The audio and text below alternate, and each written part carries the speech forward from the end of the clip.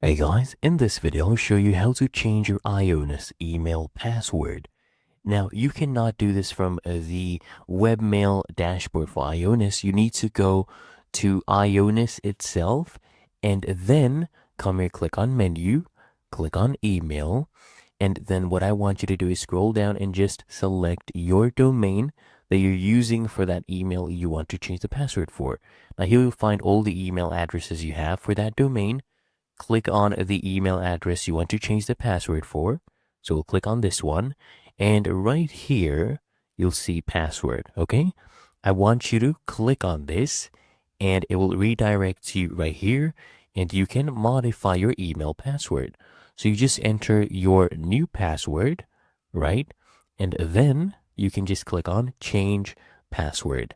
And as soon as you do that, your email password, as you can see, it has been updated. It will take a few minutes though to be active. Really that easy, and that is how to change IONOS email password.